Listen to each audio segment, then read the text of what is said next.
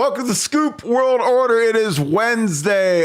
Camp season is here. It's camp season eve. I got Bill the Bank Green in to talk camp. He will be out on the hot turf of the Woody Hayes covering the camps, watching Chris Henry Jr. and some of the young rising superstars at Ohio State.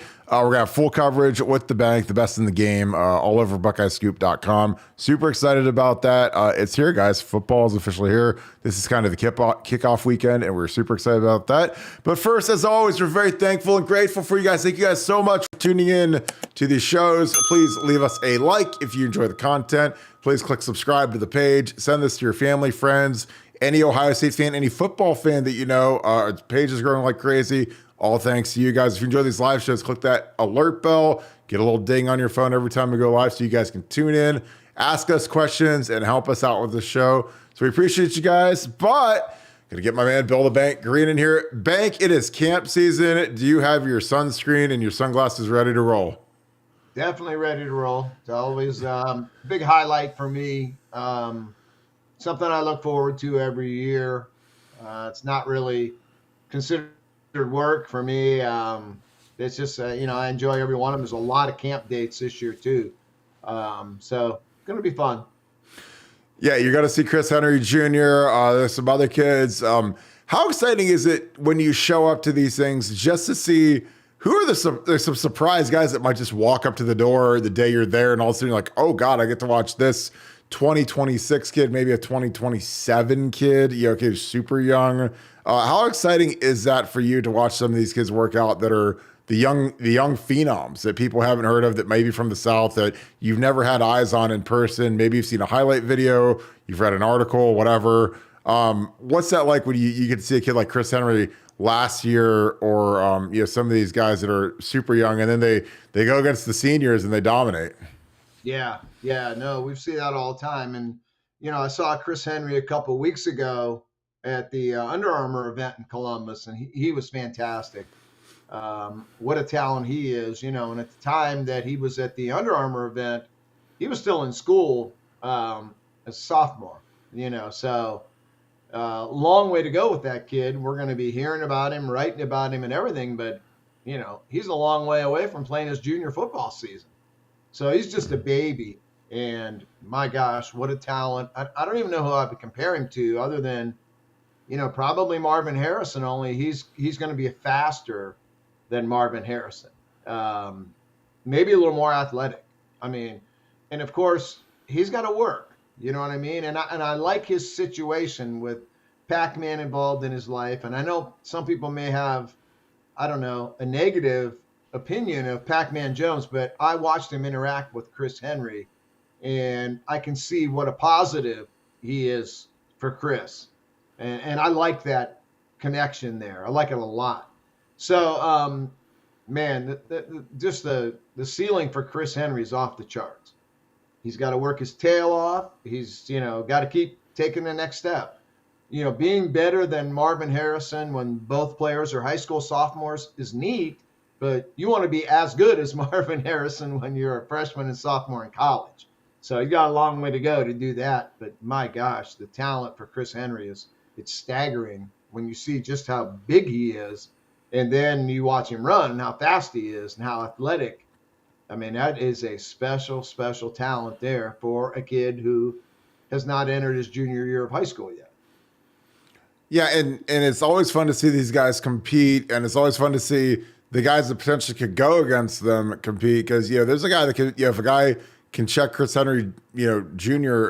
at a camp, then he might get an offer. That's kind of the exciting part is you watch the competitive situations, one-on-one pass rush for the O-line, D-line, and then the one-on-ones between the linebackers and tight ends, the receivers and corners.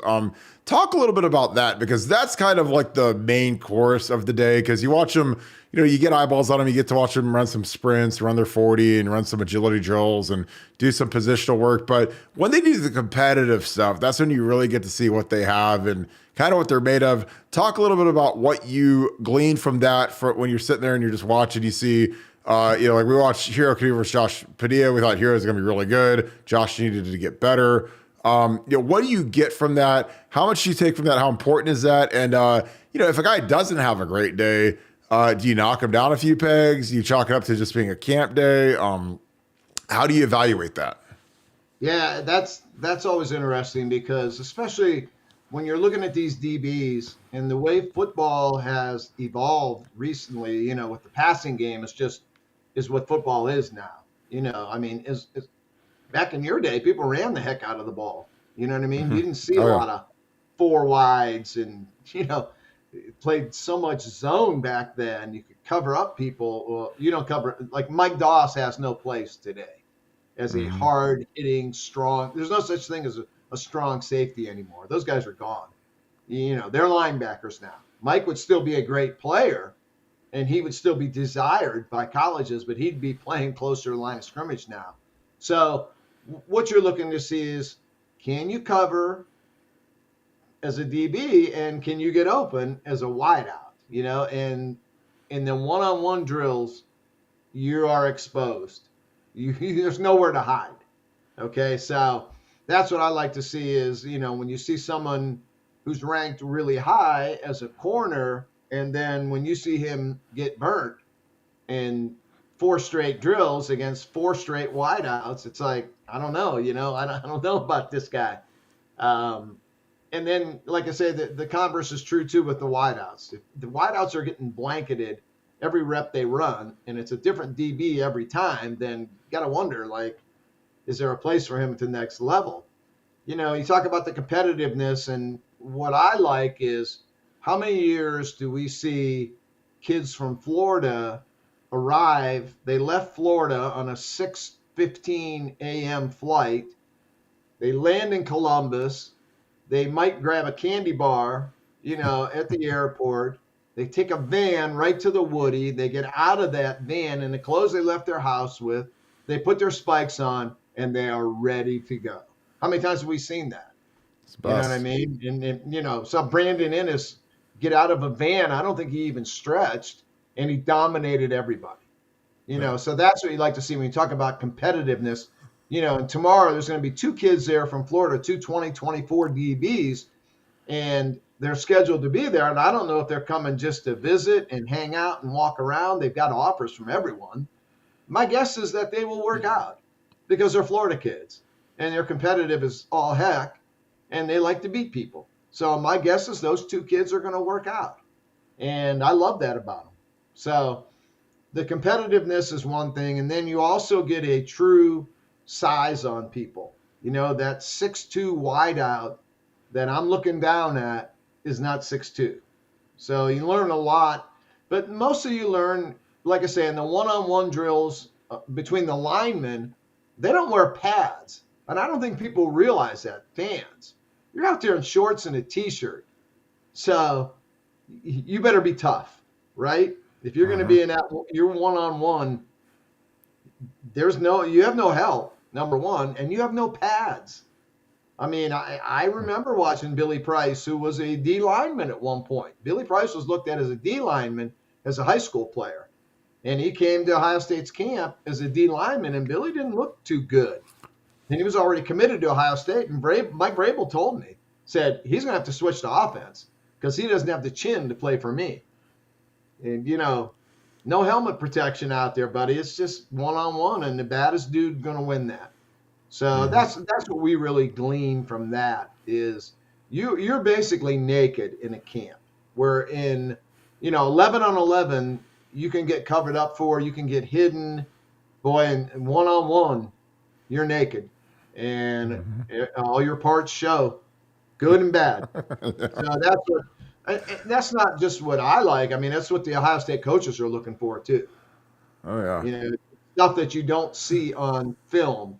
Plus, we're now seeing kids in June when a lot of them, the last time I saw them or the last time Ohio State may have seen them was last September or October. Well, they changed. These kids at 16, 17, 18 years old, they changed like crazy over the course of 5 or 6 months. So that's another thing it's good to see is just how kids have gotten bigger, faster, stronger. The three things everybody's looking to do. And, who's listed as a three. I saw Terrion Nichols at the Under Armour thing. Totally different DB than what he was last year on film. I mean, way better. And I can see where these offers are coming from now. We saw the quarterback, St. Clair, now getting these offers from everywhere. He was really good at the Under Armour camp. And he's a lot different. He's a different human being than what I saw on film from last fall. Bigger, more accurate, arm strength. So that's the good thing to see is how kids have changed compared to what we saw in film last fall. Yeah, and like the last month, these coaches have been on the road visiting high schools, and part of it is to say hi, but a bigger part is to get eyeballs on the kid and see if these kids have been working, if they've gotten in shape, if they've gotten bigger, stronger, faster. And then the third part is, you've got an assignment. You got to wrangle these kids and get them to camp, because some of these kids are bigger, stronger, faster, but we got to see how if that translates to being better football players or if they've just become weight room guys or whatever. But in May, I mean, these coaches all get graded by Ryan Day and Mark Pantoni based on how many of their guys can they get to camp, because that's like a thing. You got all these guys and you're a recruiting guy, get them to camp. We got to get a good hard eval on them. Especially the middle tier guys. You don't need to get JJ Smith doesn't have to come to camp again, and Laramie Tunsil wouldn't have to come to camp again. But if it's a middle tier guy, you want to see him stack up. You want to see him win these reps, win these drills, and one-on-one pass rush is really hard on the O-line because if the D-line doesn't have pads on, you have nothing to grab. That's part of the gig is you got to punch and grab their chest plates, and all of a sudden they're just in T-shirts or no T-shirts. And it's a lot harder. So it's always interesting to see, because if O-line guys can win in that drill with no pads on, then they're really good, especially if they're going against, again, everything with the victory is all relative to the competition. Because if they're locking down Hero Canoe, then that's really good, But if you're locking down some kid who's going to be in the band on Saturdays, that doesn't help anybody. As camp season comes, I know your boy Brett Getz is coming up next week. Talk to him.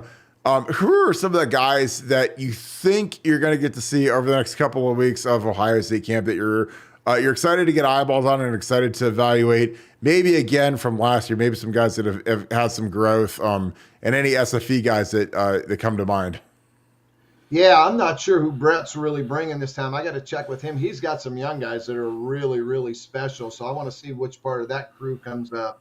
The way the camps are set up, there's so many days this year that all these pre lists right now, I'm going to wait and see how they are. I'm going to take them day by day. I know tomorrow, Dorian Brew is going to be there, and he is a 2025.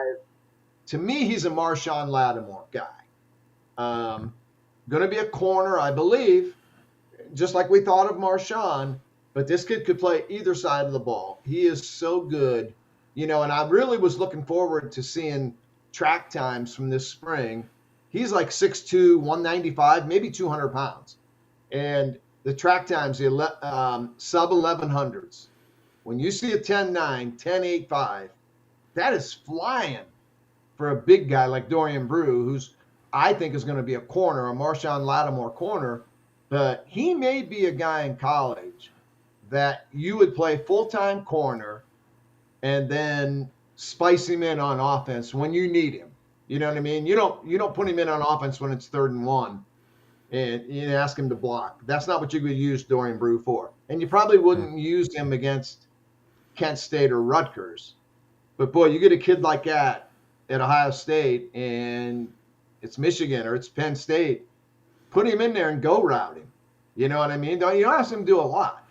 But he may be a guy you could spice in there on offense, as well as playing him every play at corner, throughout the game. So I am really excited about Dorian Brew.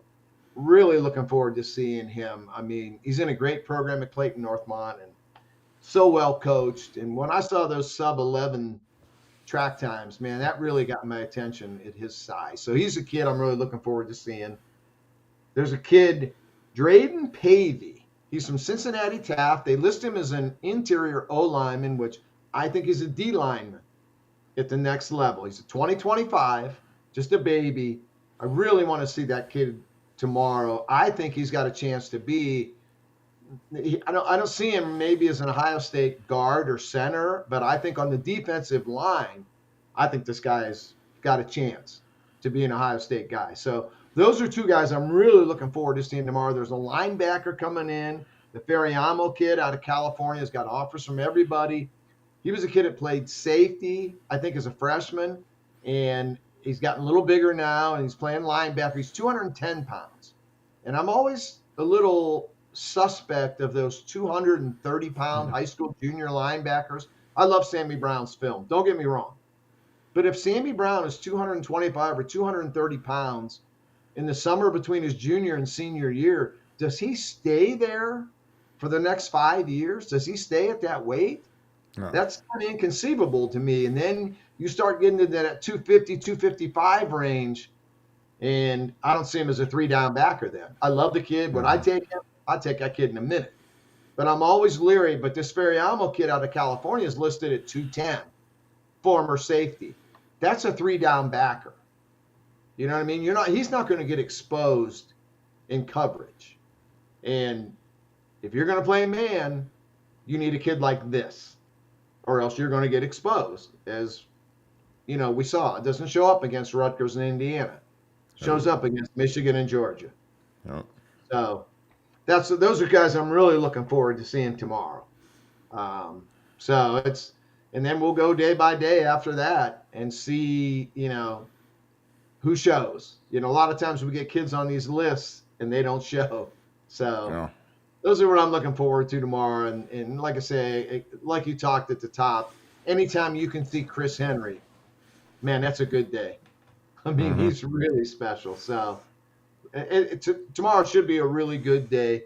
You've got those two Florida kids coming in. They're 20. Most of the guys we're going to see are going to be 2025 and 2026s.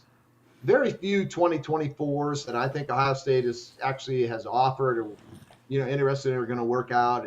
As we get deeper and deeper into this, the guys seniors to be with offers, they don't really work out. But Kai Bates is a big-time corner out of Orlando Edgewater, big-time high school. Was on at Bama last week on an official visit. His film is really good, too. I mean, he looks like a stud. And then I asked our Florida guys about him that we know, and they're like, overhyped, overrated. Let's see if he gets matched up against a big-time wide receiver, and then tell me what you think. So I'm really looking forward to seeing him. Then they've got Brandon Jacob, who's a lesser-rated safety, is going to be there tomorrow. Now, whether these two work out or not, we'll see. They're 2024 kids, but they're Florida kids, and those kids usually love to compete and work out. The Brandon Jacob kid is like a 6'2.5", 6'3" safety that our guys down there are telling me, you want to watch this kid. He's way underrated. He's way better than what his ranking is. So definitely hope those two kids work out, and then I want to be able to compare what I see compared to what Ricky, Gino, and Brett and those guys seem to think down there in Florida. So, but a lot of times, man, they know their stuff, and they can they see through rankings. Rankings mean nothing to those guys. Yeah, they are the rankings. Those guys they coached Amari Cooper, Geno Smith. I mean, they've coached guys that have made hundreds of millions of dollars in the league. So they're not, when some dweeb gives a guy 4 or 5 stars and then they see him on the 7-on-7 circuit, they get absolutely murdered by one of their kids, or they duck out, or they fake a hamstring. Like, those guys do not mince words on prospects. And that's why they're a great resource, because if they say a guy stinks, they're not saying it from a malicious intent. They're saying it because they really think he stinks. It is. That's what they think. Yeah, and they have no allegiance to us, Bama, Georgia, Florida, the U, Florida State. I mean, Clemson. They send kids everywhere, but they're exceptionally honest with their reviews. And they don't care about the web services either. No. Ricky Williams one time on video, someone asked him about On3's rankings, and he said, I call them on bull crap. And he didn't say crap either, but so they don't care. They don't care. If they think I'm wrong about someone, they're going to tell me flat out how wrong I am. And, I love that about those guys, because like you said, no pretense, no agenda. They've had guys of their own, big time players, tell me he can't play. Can't play. Oh yeah. And you found that out weeks ago. You were down there a couple weeks ago. You don't have to mention the name, but Oh yeah, they had a big time guy there that was he played as many snaps as I did at the 7-on-7 tournament. I was there watching those guys, and I was like, why isn't he playing? Why are you playing this other guy? It's like, oh, he can't play. I'm like, okay. I mean, you guys know. Well, we're gonna wrap this. The one thing I gotta ask you is, there's been a revelation that aliens exist. There's a potential defensive tackle from Louisiana that someone gave a 70% chance to come to Ohio State.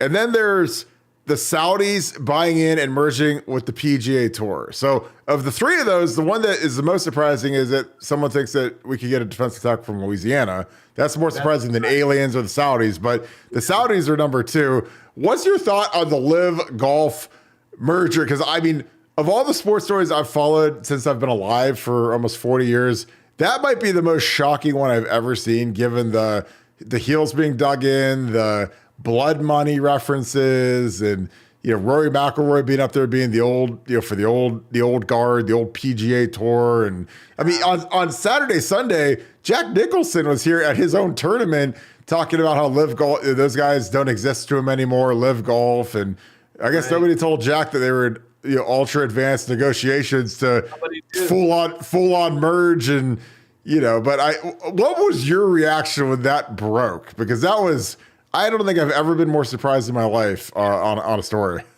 Yeah, I was shocked until I looked deeper into it and then listened to commentators that actually know what they're talking about. And again, it's always about money. And the PGA Tour is being sued by LIV over antitrust violations. The PGA Tour, shockingly to me and to others, is a nonprofit organization. And Phil Mickelson has said for years they're sitting on millions of dollars. It's bull crap. And then in the press conference the other day, they talked about that they will now be for profit going forward. And I think part of the deal was the lawsuits now go away, that the PGA did not want those lawsuits to go forward where you would have disclosure and you can't perjure yourself. You have to tell the truth. They didn't want that.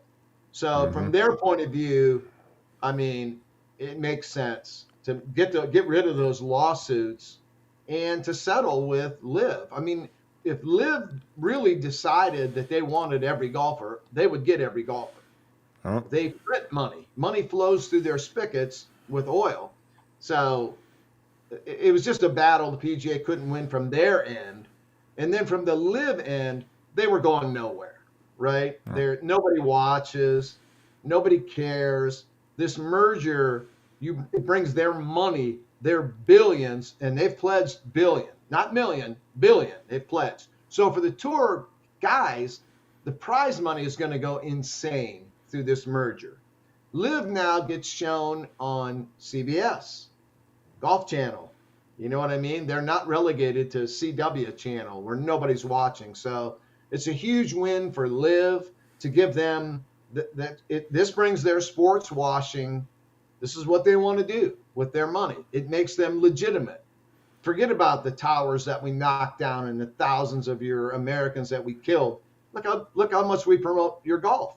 So it's a win-win. In the end, it surprised me, but then when I look deeper into it, and the PGA gets a ton of money out of this, it makes the lawsuits go away, and this legitimizes LIV in the world of golf. So it's a win-win for both situations. Now, for Ricky Fowler, who last year turned down $75 million to stay with the PGA, Ricky might not be sleeping well tonight. Tiger Woods turned down, it was reported 750 to 800 million. He could have took that money, been out of the PGA for 1 year and back in today. Mickelson and DeChambeau and Koepka, they won. Big winners. They got huge money from the Saudis, and now they're back in the PGA. They took a 1 year vacation. They got to play golf in shorts, 3-day events with music blaring, still got to play in the majors, and got hundreds of millions of Saudi dollars. So, yeah, this is crazy. But when you look deeper at it in terms of money, which you always need to look deeper in terms of, for the PGA, the money to make those lawsuits go away is great. and to get the Saudi influx of cash is great. And then for the Saudis, they don't care about the cash. They print cash, but they become legitimate now. They are partners with the freaking PGA. Oh yeah. So, and maybe they turn their attention to NFL, Major League Baseball, NBA. When you have money, you can make things happen, right? Oh yeah. So this makes sense when you peel the onion back. It does make sense for both parties.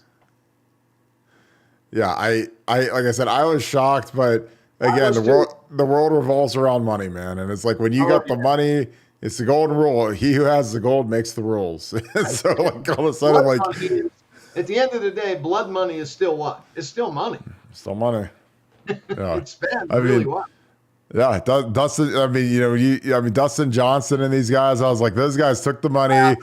They got bashed for 5 minutes, and now they're right back in the fold, and they got guaranteed contracts. And those other guys, they're hustling to make cuts and hustling to win tournaments, and those guys could go out and golf, and you get that guaranteed money, man. And you go to the tournament, you're getting paid either way, so you can go out and have fun, relax, hit it, whatever. But they got banned from the Honda Classic and the North Dakota Open, but they're still playing in the PGA. They're in the British Open. They're in the Masters. So they're playing in all the big events. Yeah, those guys are laughing. Mickelson and Dustin Johnson and Koepka, they're laughing their tails off right now. And poor Rory McIlroy, the PGA made him their mascot. He stood on the front line, took all the bullets, for them, and they told him, don't take that money, stay with us. Oh, we're going to take the money, though. PGA take the money. It's just horrible. I mean, what happened to like that select group of guys that stayed loyal to the PGA, it's really bad for them. But to Dustin Johnson and Bryson DeChambeau, they have to be laughing so hard. They haven't stopped laughing. Oh, yeah. They just laugh on a pile of cash. But it's interesting. Well, we're going to wrap this bank. Pack your sunscreen, your sunglasses, your visor, because it's going to be a hot one tomorrow. But camp season's here. So we'll catch up with you tomorrow, the next day, get kind of your insights on this, and it'll be great. Yeah. So any final thoughts, Bank? No, the final thoughts would be on the kid we didn't really talk about, the McKinley kid from Louisiana. Yeah. Can Ohio State get him? I mean, it would be a major coup to land that dude. I need to see more. He's still got visits to take, long way to go. This would be a recruitment that would be important because it would show that Larry Johnson is back in the driver's seat again. He kind of got clipped last year with Mateo and Damon Wilson and Keon Keeley. Landing this kid, pulling this kid out of Louisiana would show that Larry Johnson is the master's back. That's what it would show here for Larry Johnson. Yeah, and we'll break him down tomorrow because I just wanted to go pure bank today. No film breakdown. I'll do one tomorrow with Nevada. But yeah, he's a 6'6" tackle. He looks like John Henderson on tape. He is a beast. Right. And I don't love watching a lot of D tackles because a lot of them are just easy to block. But this kid is long, lengthy, explosive. Yeah. And again, in the history of mankind, the number of kids that are this good that play D tackle on our 5-stars that have gotten out of the state of Louisiana are like zero. I mean, those guys, like when I played LSU Tigers in 2007, you look at their D line, Louisiana. So that's why your boy BK went down there, is because he could be the same Brian Kelly at Notre Dame and go to Louisiana. All of a sudden, these guys are now your defensive tackles instead of Johnny from Chicago and some kid from St. Ignatius. Now you're getting these guys, and these are. He's going to win down there. He is a great coach, and he was coaching, future doctors and future lawyers, and now he's coaching future NFL football players. Yeah. Okay, and there are no academic restrictions at all. There are, NIL, might be a problem for Notre Dame. Maybe it's not a problem now, So Brian Kelly now has dudes on his side. He's not going to play Bama in a championship game with one hand tied behind his back. And Brian Kelly can coach. And, he's at a place where they've won 2 national championships recently. Do you know who those 2 coaches were? Oh, I know what I know both. I was there for one of them. It sucked. That's But Miles yeah. and Yeah. Ed Orgeron. Now, are those guys looked at as genius coaches? Not at all. Brian Kelly can coach circles around those dudes. And if those dudes could win national titles at LSU, Brian Kelly's going to win a national title at LSU in the next 5 years. He may not be ready to do it this year, but it's coming, man, because that guy can coach. And people kind of overlooked him because he would get killed in championship games by Bama or something like that. But he was operating under a different solar system at Notre Dame than what he operates at LSU.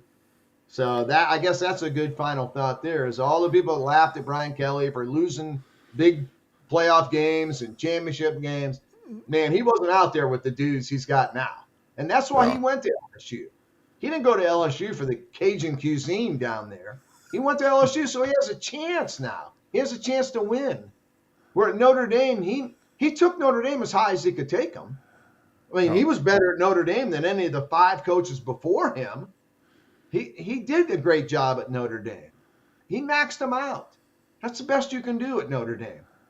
Well, he's at a place now, man, where there are no more restrictions anymore. And I just think he's a great coach, and I think he's going to win a national title at LSU in the next 5 years. I really believe that. So not this year, not ready yet. But you saw last year, they were not the same team in week 12 that they were in week 1. Ooh. I mean, that team got better and better, and I'm a huge Brian Kelly guy, not so much as a person, but as a coach. Dude can coach, and I think we're gonna see that over the next 5 years. We're gonna see Brian Kelly can really coach his tail off. Oh yeah, he keeps getting those guys in there, man. That's like Les Miles. After he was done and got whacked there, he lands at Kansas. Nobody wants that job. And Ed Orgeron's out of coaching. So it's like, so I mean, like, it's not like they went to Texas or they went to Bama or Georgia, or they're literally both out of coaching now after winning national titles. And that's really hard to do. Yes. No, BK can coach. I mean, don't worry about that. I mean, and laugh at him for his fake Southern accent and all that. But he's going to be holding one of those silver trophies. I really believe. Yeah, I think you're right there, man. Because that's one of those top 5 jobs where it's like them, Georgia, Bama, because you got that in-state talent that's dreamed of being a Louisiana Tiger, and those kids are monsters. I mean, they are awesome, awesome players, super athletic, super genetic freaks, and hey, that's part of when you can't get those guys in Ohio is because we don't have them like they do in Louisiana and Georgia. I'm telling you. So I agree. All right, Bank. Well, enjoy camp tomorrow. I am going to wrap this thing up. As always, thank you, Bill the Bank Green. He's going to have wall-to-wall coverage tomorrow at Ohio State Football Camp. Great coverage coming. See who shows up. There's some big names on the list, but the coaches don't even know who's going to show until they actually show. So, as always, thank you guys so much for tuning in tonight. If you enjoyed this content, please leave us a like, click subscribe, and also, if you go to click that little alert button, you'll get the alert when we go live. We're going to have a lot of Bank over the next couple of weeks just because of the camp coverage. He is going to be down on the ground working. Can't wait to see what he comes up with. So with that being said, thank you guys so much. Shout out where you're from in our comments. As always, I love reading where you guys are from. I see Canton. I see a lot of Ohio, a lot of Florida. Keep that stuff pumping in here because it's always great to see where you guys are watching from. So appreciate you guys so much. Thank you so much. Buckeye Nation, thank you, Scoop family. I hope you guys have a great rest of your day. Go Bucks.